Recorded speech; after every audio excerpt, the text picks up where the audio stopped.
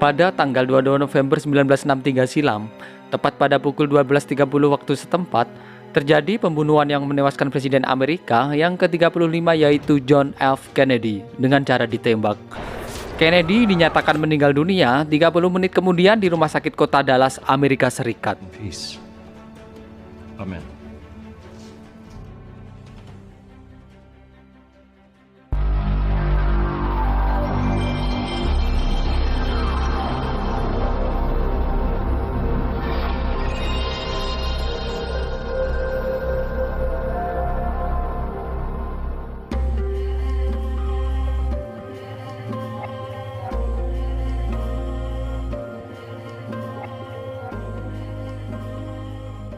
Pria ini bernama Lee Harvey Oswald.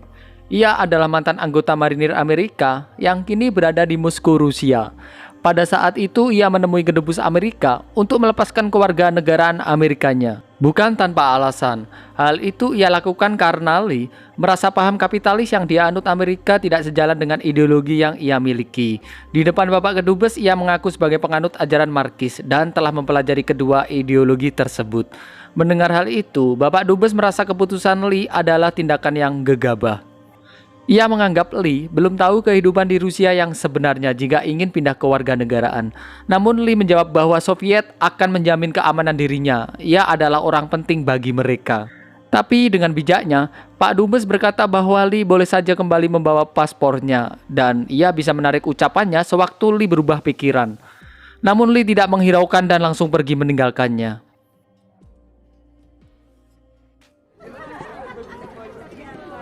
Lalu scene berpindah ke Lee yang sedang mendatangi pesta serikat para buruh di Minsk, Rusia.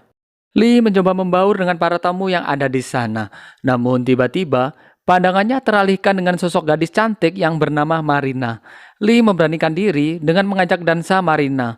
Ya, semacam speak-speak tipis gitu. Dengan bermodalkan sebuah teks kamus bahasa Rusia, Lee langsung mengutarakan isi hatinya itu. Karena sejatinya Lee tak pandai berbahasa Rusia. Mendengar Lee berbahasa Rusia, Marina langsung ketawa karena menganggap bahasa Lee masih terlalu kaku dan lucu.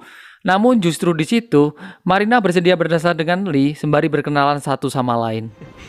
No, I'm not Chinese, I'm American. Tak cukup sampai di situ, hubungan mereka juga semakin dekat dan terus terjalin, sampai akhirnya Lee melamar Marina.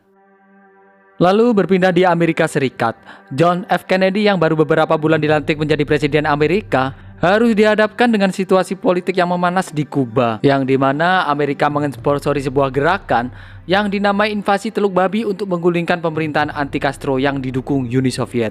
Kennedy berkata, ia tak menginginkan lagi jikalau Amerika terlalu ikut campur masalah politik internal di negara Kuba, karena khawatir akan memicu konflik yang meluas. Namun, staf kepresidenan dan kepala agen CIA mendesak Kennedy untuk tetap memberi bantuan pada kelompok anti pemerintahan Fidel Castro dengan dalih untuk tidak bersikap lemah dengan komunis. Namun upaya itu tetap gagal dan malah membuat semacam nama Kennedy menjadi buruk di mata dunia. Di waktu yang sama, Lee yang bekerja di sebuah pabrik radio di Rusia mendapat perlakuan intimidasi. Lee dianggap sebagai mata-mata Rusia. Merasa suasana di Rusia tak cocok baginya, ia kembali menghadap ke kedutaan dan menceritakan kondisi yang dialaminya. Mendengar hal itu, kedubes berkata bahwa ia yakin Lee akan menyesali perbuatannya. Sembari mengembalikan paspor milik Lee, Pak Dubes juga menyampaikan ke Lee bahwa secara resmi kewarganegaraan Lee tak pernah dicabut. Namun Lee memiliki satu permintaan lagi, yaitu dirinya ingin dibebaskan dari segala macam tuntutan dan diizinkan membawa istrinya ke Amerika. Sesampainya di rumah, kini Marina yang sudah menjadi istri Lee merasa ragu ketika diajak oleh suaminya pindah ke Amerika. Ia merasa negeri Paman Sam itu tak cocok dengan dirinya. Namun Lee terus meyakinkan Marina hingga akhirnya Marina mau menuruti kemauannya itu. 26 Juni 1962, Lee telah tiba di Amerika. Di sisi lain terlihat dua orang agen FBI sepertinya sedang memata-matai Lee. Mereka terus menggali informasi seputar Lee. Kemudian mereka menemui Lee di ruangan meeting dan langsung mewawancarainya. Lee Oswald merasa risih karena pertanyaan-pertanyaan yang dilontarkan kedua agen tersebut tak mengenakan bagi dirinya. 16 Agustus 1962 di Fort Worth, Texas. Lee dihadang 2 orang agen FBI saat berjalan keluar dari rumahnya. Mereka meminta kesediaannya untuk ditanyai beberapa pertanyaan. Meskipun awalnya menolak, namun Lee akhirnya mau menuruti kedua agen tersebut karena terus memaksa. Mereka terus bertanya mengenai Lee yang mungkin menjadi mata-mata Rusia. Namun dengan kepiawaiannya, Lee mampu mengskakmat 2 orang agen FBI itu. Dan akhirnya mereka mempersilahkan Lee untuk keluar dari mobil mereka walaupun dengan raut muka yang cukup kesal. Lalu scene berpindah ke Gedung Putih Amerika. Di sana, terlihat Kennedy dan para kabinet jajarannya sedang melakukan meeting mengenai hubungan Amerika dan Kuba yang semakin memanas. Kuba yang dibantu Uni Soviet telah didapati memasang rudal balistik berhulu ledak nuklir, sedang diarahkan tepat ke jantung pertahanan Amerika dan kota-kota besar lainnya. Hal itu membuat para kepala staf dan para petinggi negara mengusulkan agar sesegera mungkin Kennedy meluncurkan serangan untuk melumpuhkan mereka. Namun usulan mereka dibantah oleh adik Kennedy yang saat itu menjabat menjadi ketua Jaksa Agung. Ia tak setuju dengan usulan mereka karena hal tersebut bisa menyebabkan perang secara besar-besaran dengan Rusia, yang tentunya akan melibatkan senjata nuklir juga. John F. Kennedy tentunya sepaham dengan adiknya itu. Ia tak membiarkan perang nuklir terjadi. Akhirnya rapat itu pun diakhiri tanpa menghasilkan keputusan apa-apa mengenai krisis tersebut. Demi harga diri bangsa, Kennedy terus mencari cara agar Perdana Menteri Uni Soviet mau menarik rudal nuklirnya dari Kuba tanpa membuat Amerika terkesan mengalah. Kemudian scene berpindah ke Marina yang sedang mengajak Lee mengunjungi rumah teman lamanya dulu waktu di Rusia. Sesampainya di sana, mereka melihat televisi yang menayangkan Presiden Kennedy berpidato. Mereka pun nobar menyaksikan pidato Kennedy yang membahas tentang krisis rudal Kuba yang mengancam keamanan Amerika. Kennedy membuat keputusan yaitu memblokade jalur laut Kuba. Ia juga memerintahkan untuk sesegera mungkin menyerang kapal-kapal yang memuat persenjataan. Namun di sana Lee yang pro terhadap komunis menilai tindakan Kennedy yang memblokade Kuba sebagai tindakan yang ilegal. Setelah menyaksikan pidato, mereka terlibat beradu argumen. Lee sangat memihak kepada Kuba yang mempertahankan diri dari pengaruh Amerika. Namun pembicaraan mereka mulai mengarah ke ideologi kedua negara adikuasa yang merebutkan tahta. Lee menilai Kennedy terlalu ikut campur dalam masalah internal Kuba. Ia pun juga berkata bahwa Kennedy harus dijauhkan dari Kuba.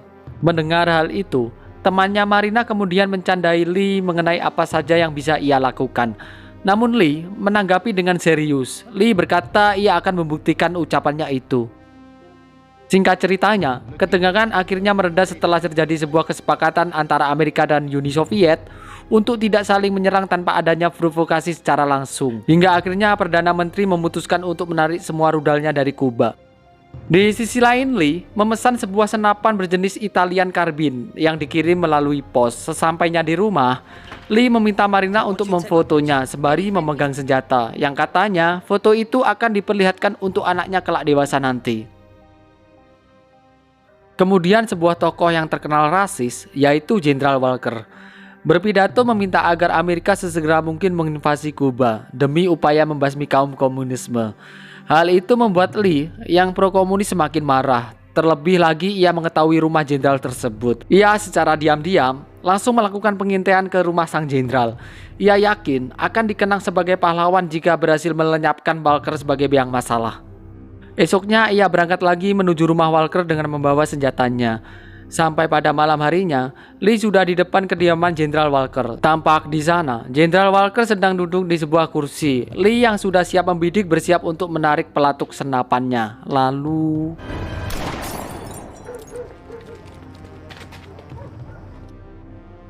keesokan harinya, betapa terkejutnya Lee setelah mendengar kabar lewat radio mengenai Jenderal Walker yang belum mati. Rupanya, tembakan Lee semalam meleset dan tidak mengenai Jenderal Walker.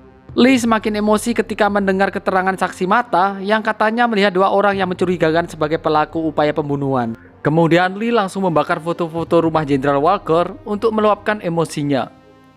Dan setelah melihat tingkah aneh suaminya, diam-diam Marina mengambil senjata suaminya dan menyembunyikannya. Marina. Beberapa saat kemudian, Lee kembali mencari senjatanya. Ia pun bertanya kepada istrinya mengenai senjata miliknya, namun Marina enggan mengembalikan senjatanya itu. Ia ingin Lee berjanji untuk tidak menembak orang lagi. Marina ingin Lee mencari pekerjaan. Mendengar hal itu, Lee berkata bahwa pekerjaannya selalu hilang karena orang-orang dari FBI selalu mempengaruhi orang-orang yang memperkerjakannya dengan mengatakan Lee adalah penganut paham komunis. Setelah mengeluarkan segala jurus bacotannya, akhirnya Lee kembali mendapatkan senjatanya kembali. New Orleans, 9 Agustus 1963. Lee membagi-bagikan pamflet untuk mencari dukungan kepada Kuba. Ia berharap agar Kennedy tak ikut campur lagi politik internal di Kuba. Namun tak berselang lama, sekelompok pria datang menanyai tentang apa yang ia ketahui tentang Kuba. Rupanya, para pria itu adalah warga Kuba yang anti komunis dan kontra terhadap pemerintahan Castro. Di sana mereka langsung mendebat Lee hingga berujung aksi saling dorong. Setelah itu, Lee diamankan dan diwawancarai oleh agen FBI mengenai tindakan yang ia lakukan. Dengan cerdiknya, Lee mengelabui agen FBI itu dengan mengatakan bahwa ia adalah anggota Komite Kuba. Lee menunjukkan kartu anggota yang palsu buatannya sendiri. Sesampainya di rumah, Lee melihat lagi seorang agen FBI yang selalu memata-matainya. Merasa tak nyaman akan hal itu, Lee memutuskan untuk pergi ke Kuba dan menjadi partisan di sana. Ia juga berkunjung ke kedutaan besar Kuba di Meksiko. Lee bermaksud untuk membuat perizinan agar sewaktu-waktu dirinya pergi ke Kuba tanpa syarat. Namun permohonannya ditolak dan ia harus bersabar menunggu 4 bulan lamanya karena Lee membutuhkan visa Soviet. Hal itu membuat Lee tak sanggup karena ia tak memiliki cukup uang untuk biaya hidup selama 4 bulan di Meksiko. Dengan rasa amat kesal, ia langsung meninggalkan kantor kedutaan. 14 Oktober 1963, Lee memutuskan untuk ngekos di kota Dallas, Texas karena ia telah mendapat pekerjaan baru di sana. Ia juga menyempatkan waktu untuk berlatih menembak. Is that a 6.5 Italian carbine? Di sisi lain, agen keamanan rahasia yang bertugas mengamankan kunjungan presiden telah melakukan simulasi keamanan saat kunjungan Presiden Kennedy di kota Dallas pada tanggal 22 November nanti. Here at Dealey Plaza, we The capital of the country. did a thorough check of active threats to the Berpindah ke Lee saat berada di tempat kerjanya, melihat kabar di koran bahwa Presiden Kennedy akan mengunjungi kota Dallas, lengkap dengan rute yang akan dilewati oleh iring-iringan Presiden Kennedy. Tak berpikir lama, Lee langsung naik ke lantai gedung tempatnya bekerja dan mencari angle yang tepat untuk menembak.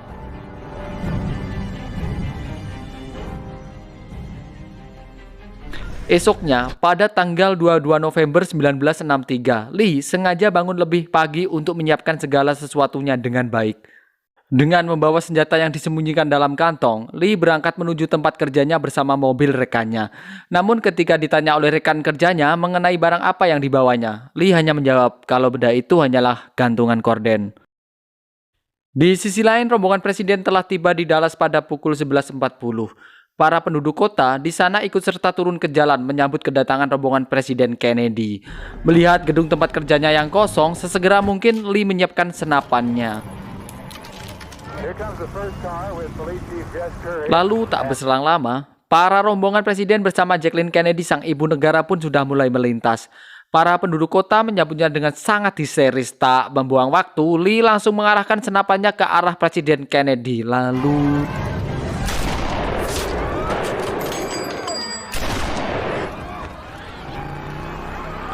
demi memastikan tembakannya tak meleset lagi, kali ini Lee menembak presiden sebanyak 3 kali tembakan. Sontak suasana berubah menjadi kacau.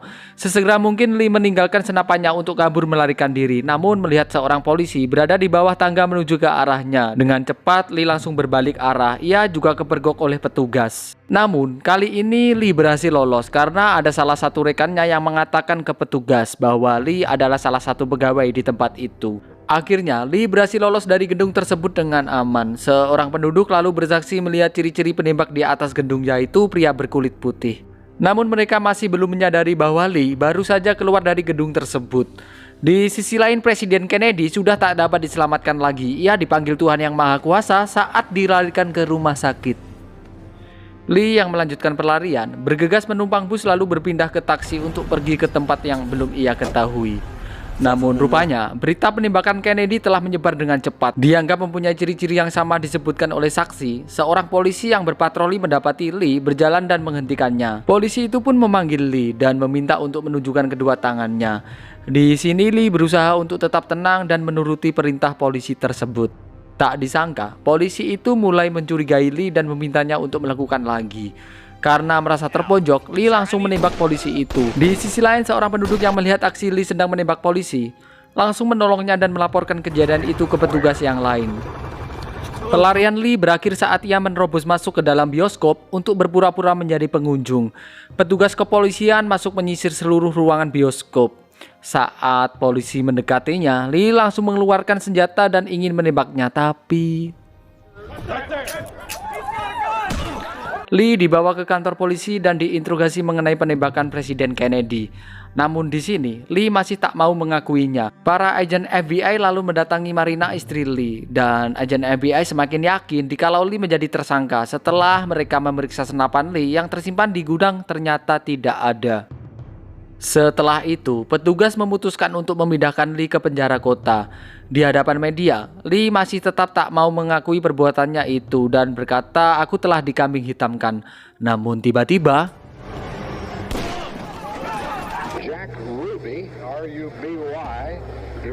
seseorang pria yang bernama Jack Ruby tiba-tiba muncul di balik kerumunan dan menembak mati Lee Oswald. Oswald dimakamkan oleh keluarganya di Fort Worth, Texas. Di hari yang sama, Presiden Kennedy dimakamkan di Washington DC. Dan film pun berakhir.